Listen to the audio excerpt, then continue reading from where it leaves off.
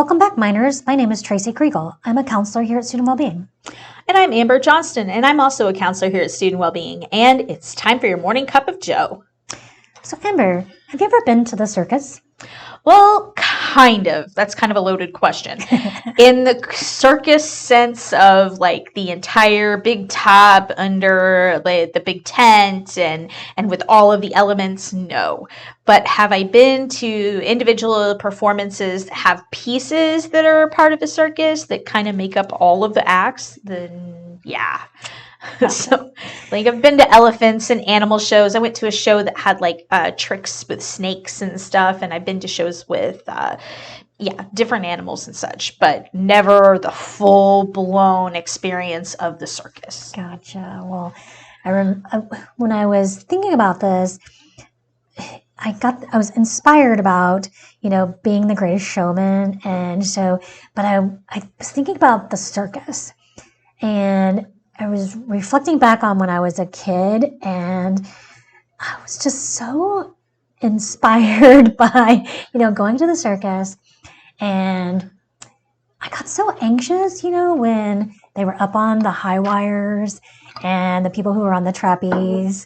And just, I was in awe of all the diversity of the different people who, their strength and their courage just to be a part. Mm-hmm. Their different talents were absolutely amazing to me. The people who were riding the elephants, right. the people who were on the horses, the girls who were on one leg, they're jumping from trapeze to trapeze. I was amazed at, their skills. And, we get anxious and driving sometimes, and getting on the highway. And I'm thinking, they're flying through the air, and right. riding an elephant that sometimes can be dangerous, and I'm just like, wow. Elephants are extremely dangerous. Yeah. So and it's amazing to watch people do that kind of stuff and do all these amazing things night after night after night. And it's like, yeah, I can't even imagine that. Yeah. And so, their job's not the most glorious job, right. As far as what they get paid, right. But they do it and they love it. And so when I thought about this, I was just excited about, bringing this and talking about it because of all the diversity they employ and just everything about the thoughts of being the greatest showman. So I wanted to chat about that today and just kind of talk about some of those things and see what we could, bring to the table in regards to that. In case you guys haven't heard of it, The Greatest Showman is a movie. It's a musical that came out about 6 years ago. The movie was really popular in 2017, and it's kind of a little story, very generously adapted, we shall say, about P.T. Barnum, which you may have heard that name, Barnum, from Ringling Brothers Barnum and Bailey Circus, because the original circus that was started was originally in part founded by P.T. Barnum. And P.T. Barnum started in a life he was in a very adverse situation, and he became an orphan very young, and he was kind of looked down upon because he was poor. He had no means to really support himself. He was trying to steal to survive, but he always had this idea of he wanted to live a bigger life, have goals, not give up when things seemed impossible. And he just wanted to be more than what he was. Mm-hmm. Yeah, I remember parts in the scene where, he just really, had an admiration for the Howlett's daughter, Charity. Yes. And even though his lifestyle, was of a different class of people, mm-hmm. he made it his goal to become part of her life. Yes. And he wasn't going to let anything change that. Yes, she was from a wealthy upper class, and when he showed up at her house to measure some fabric. I couldn't quite tell what they were measuring fabric for, but they were measuring fabric for something.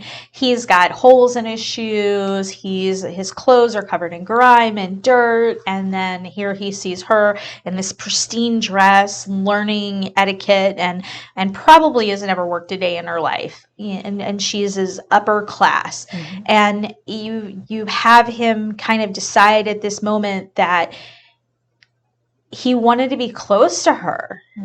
And it's interesting. Yeah, and I didn't see her push him away. She embraced him, which also made me interested in the movie, because there's that just openness of embracing, so there wasn't that, level of discrimination. There wasn't that level of, what we see sometimes, with that, what's the word I'm looking for? Disparities that we see in society sometimes today with, the class differential. So I really appreciated that, what it brought out in the movie. And so, right. Yeah. But there was very heavy elements of that. Like, even though she didn't show that towards him, and P.T. Barnum didn't show that towards other people, a lot of it, for, we'll say, a majority of the movie. It's a very heavy undercurrent of the movie, very much that go away, go home, we don't want your kind here. Right. Like, you hear that in the background. Yes, definitely, because her parents didn't want him anywhere near her. Yeah. They were just like, get out of here, go away.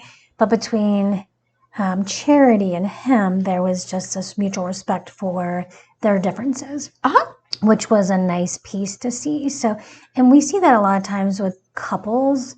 When they respect their differences, it's pushing through parents not respecting, relationships. Right. That Romeo and Juliet syndrome. Right. Exactly. So sometimes we have to overcome the adversities of what parental ideals are. Yes. And that can be difficult in society today, because society may have an idea of what's, say, politically correct, but relationships come together. And I think that's where, P.T. Barnum and Charity were, is that they had a attraction to each other at this level that grew into a relationship that melded together as husband and wife. So let's fast forward to midway in the movie and get to the meat of the movie, because Barnum, loses his shipping clerk job. And by this time, they're already married.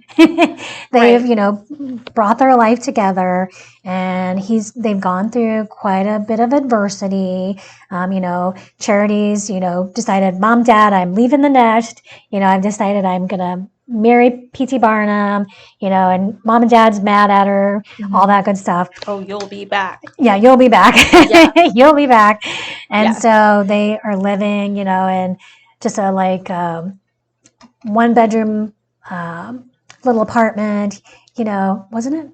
I don't even remember them showing an apartment. They were on the roof. They were on the roof. Yeah, they were on the roof. So it was just like, it was not, the ideal place where she came from, this big mansion. And so he had lost his shipping clerk job, another disappointment. But later secures a bank loan out of deception. And so, not the recommended way to get a loan. But for sure, he made it happen. His creative side, if you want to say, pushed through and opened Barnum's American Museum. Yeah, and the museum, when he initially opened it, is full of stuffed animals. Yeah. And I don't mean that like in the little cute like teddy bear way. Like, I mean like a full giraffe and a full grown elephant that's been taxidermied. And so it's really kind of depressing and morbid and dark and not particularly appealing. And so they open it, and dun dun dun, nobody shows up. Nobody wanted to buy tickets. So. Nobody wanted to buy tickets, because who wants to go in there and see a bunch of smelly, dusty, stuffed dead things? Yeah. And so his daughters come up and they're like, hey, maybe you want to put something alive in there and see if more people might want to see it. Great idea. Right. And so when he was at his lowest, individuals who were outcast from society were the ones who helped him the most when he was an orphan. Like there's a scene where they feed, like there's one individual that is shown having a physical deformity, feeds him, gives him an apple. And we see that that's where he really gets that support. So what happens, he hits this time of need and he's like, people want to see them. People and they want money. Let's put the two together. And that was kind of where that spark of idea came from. Right. So he basically embraced people who had embraced him. Yes. But it was society had basically outcasted them. What? Yeah, and he's an outcast too. And he's an outcast too. So, which is an interesting thought, right? Yes. Do we see that in society today? Yeah, you see some people, groups of people who feel kind of pushed aside by society. They sometimes do congregate together, form support for each other. Right, exactly. Which is good. So, and if you've not, like when we talk about support from different groups, like one of the things, there's a song that's really about that. It's "This Is Me" by Kayla Settle. Was that her name? And the Greatest Showman, like background ensemble. And if you get a chance, pull it up and listen to it. And it's really about just being comfortable in your own skin and being not afraid to be who you are and just kind of being, this is who I am. This is me. Like, I don't have to be your idea of perfect to be perfect.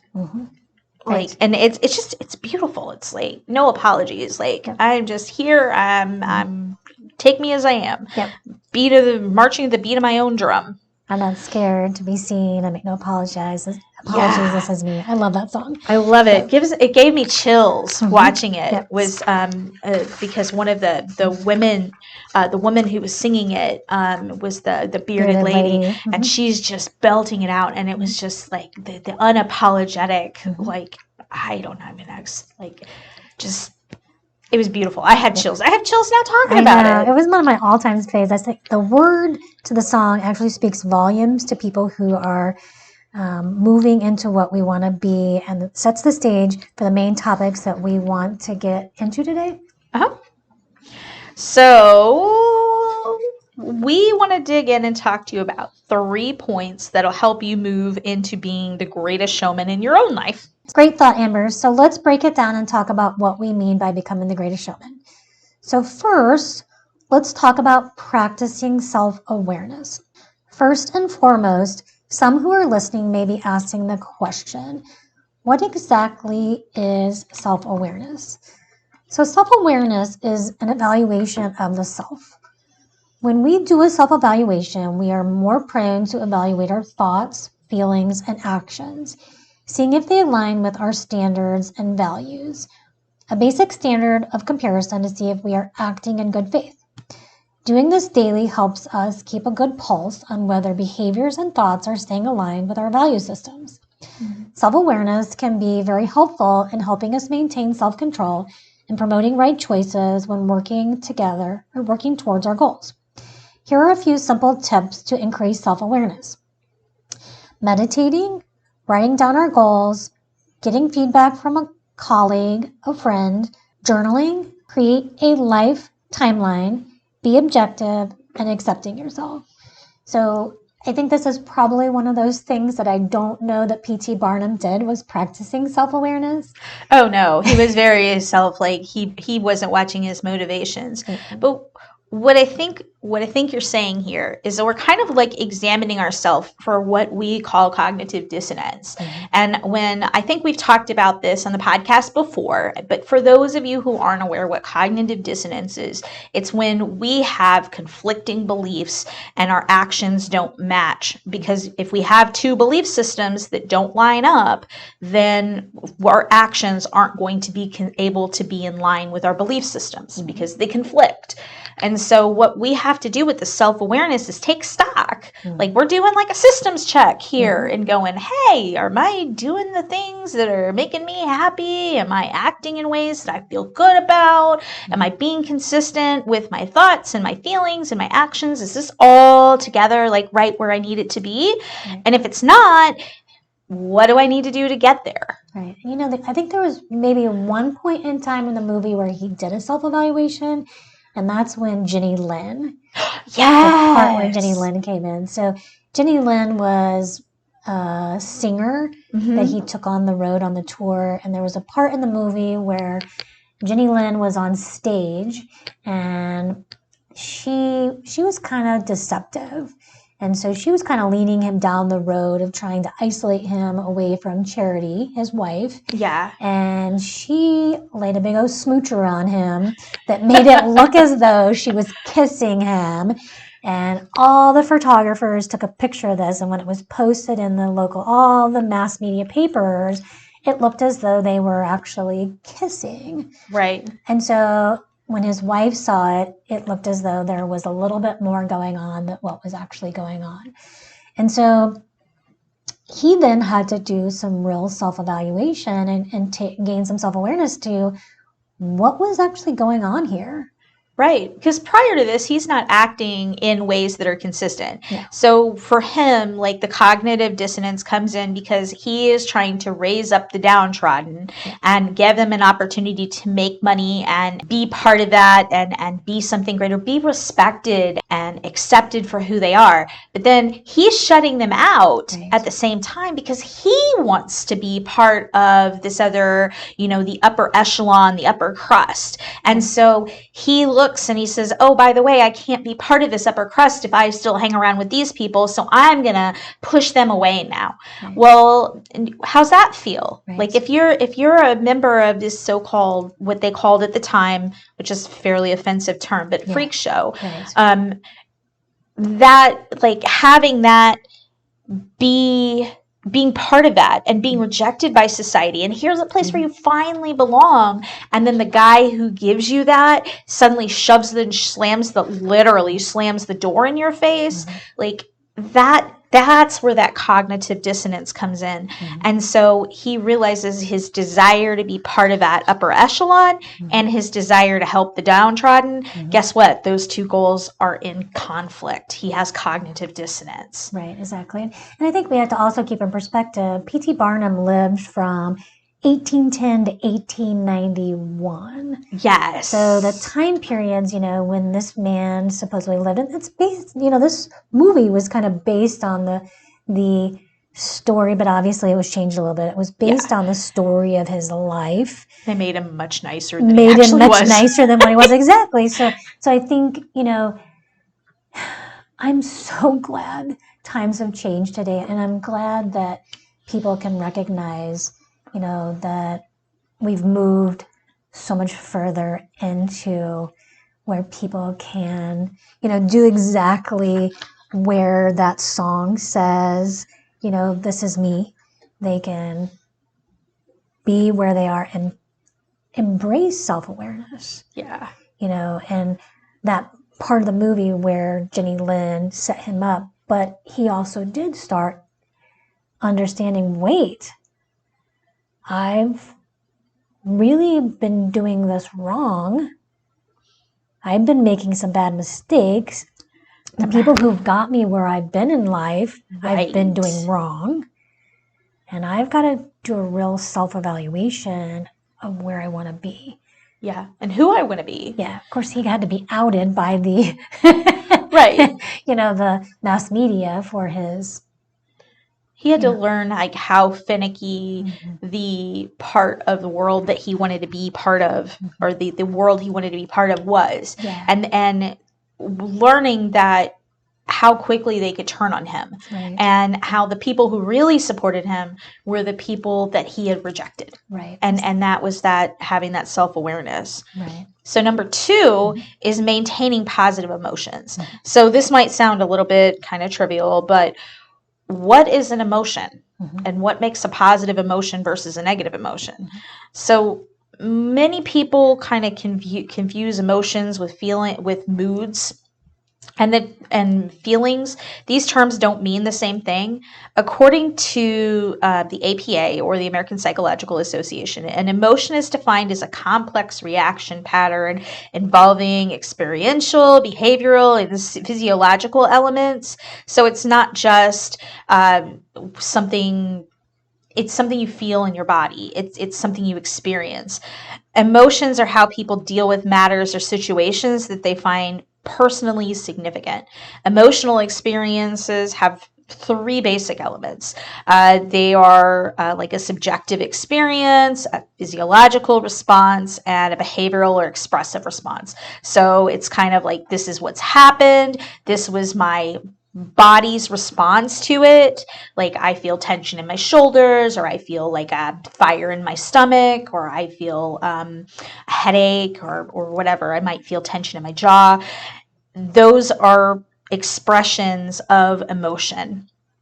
And then we have our behavioral response to it. So if I'm having a feeling of restlessness in my feet, I might pace, or I might get my hands that can't sit still, so I'll fidget. And those are signs of anxiety. And it's a behavioral response to a physiological symptom.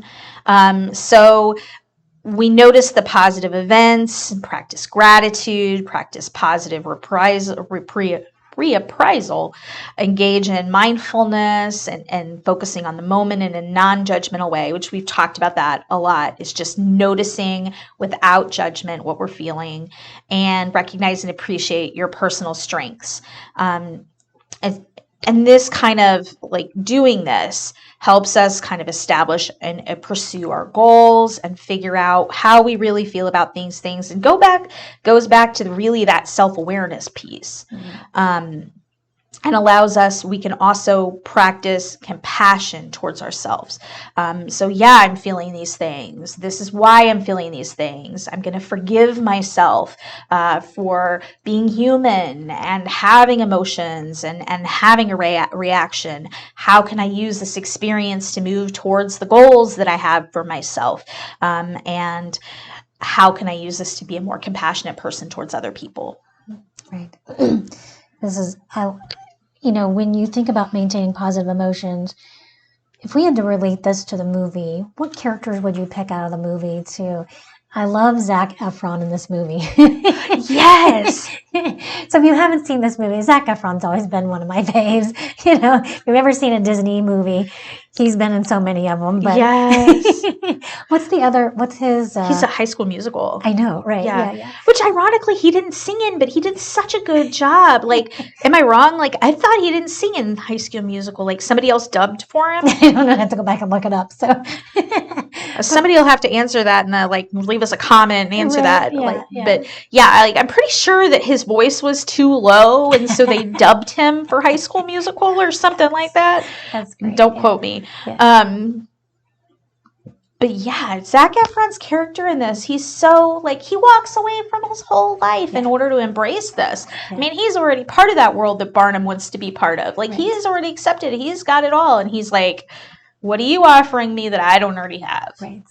And he got it. He got happiness. He got connection. He got love. He got all of that. Yeah, and it just seems like his emotions were just, he embraced that positivity. Mm-hmm. Like, he was surrounded by negativity with his family, but he just stepped out into, he moved out of that realm of the upper echelon world into feelings of joy and positivity. Yes. He saw in the world of the circus family. Yes. He saw that as a positive movement. Mm-hmm. He saw people who were different in his eyes, who were happy. Yes. He saw people who were identifying with themselves, who were expressive and who were happy and joyful. And he wanted to be part of that world.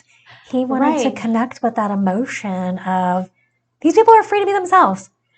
Right. And then they were looking over here and seeing all these other people that were, part of that upper crust and that upper echelon, and they were miserable. And he's like, I don't want that. I would rather be happy and lose my inheritance, lose my money, lose the respect and social standing that I have, and be happy than I would live that fake life. Right. And that's what a lot of the theme of this movie is about being authentic to who you are. Right.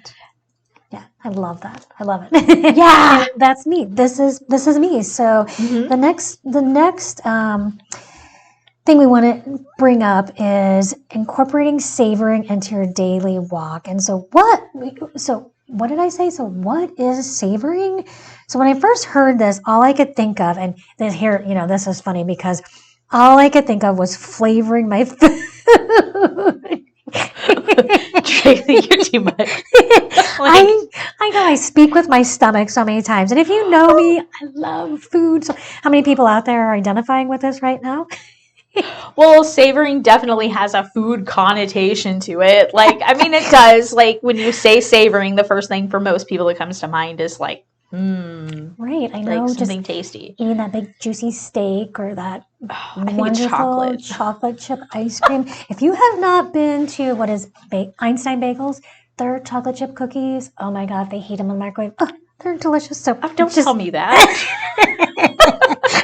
For all you listening, Einstein Bagels, chocolate chip cookie, the best. Okay, so on with the podcast. So, all right, so we need to practice the art of savoring life, which is in simple terms means to attend to, practice, and appreciate and enhance positive experiences that occur in our lives. So it's a way to completely feel, enjoy, and experience our positive experiences. So yes, that chocolate chip cookie. That's a piece of it. But I do this on my walks a lot, which literally you said on your daily walk, but you didn't mean literally on your daily walk, but through your daily life. But I do it on my daily walk sometimes, where I'll just be walking along and I'll kind of have I won't be walking as fast as I can. I'll just be kind of like strolling along, and I might touch a leaf or smell a flower or just put my face up and feel the sun, or I'm kind of just in the moment, and I'm just feeling the world around me, and I'm watching the birds and listening for the bees, and I'm just there in that moment. Right, exactly. Savoring is more about becoming fully aware of the experience of pleasure and appreciating the positive emotions derived from the experience. So to savor an experience, one must possess and apply a certain degree of mindfulness. So to add savoring, here are a few tips to help savor life.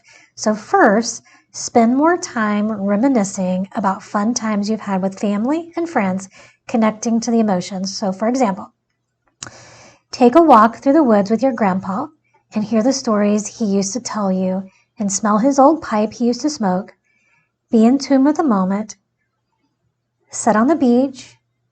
Feel the sand in your toes as the waves crash on the ocean surf. As the sun sets, smelling the salty sea as the air touches your skin with the positive emotions that you feel. Number 2, engage yourself in the savoring process. Smile at your neighbor and embrace the feelings that you receive when you smile back. Sit with the joy you receive when you recognize the emotions you feel when the smile is returned. Share a positive quote of inspiration with a peer, a family member, or a professor, and savoring the feeling of the emotions of encouraging another. Savoring the action to encourage and the connection to encourage. Savor responses. These are the specific behaviors or thoughts you've engaged in as a response to a positive event. Reflect on your own personal behavior and verbalization to events recently that have been positive, and set with those savoring moments as your ability to incorporate savoring within your daily happenings. I think these are very important moments. When I think about the actual movie, I can actually think about the moment that Barnum might have savored something. Oh, yeah. And when he was standing going into that grand event and him reflecting on when the girls came in on the elephants, I can only imagine that had to be a moment that he savored.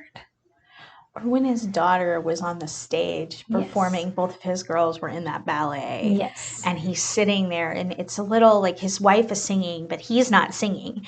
And he's sitting there, and he's watching the stage, and he's watching his kids perform. And he said, before the scene, he handed off the top hat, like, not to spoil the movie, but he handed off the top hat to Zac Efron.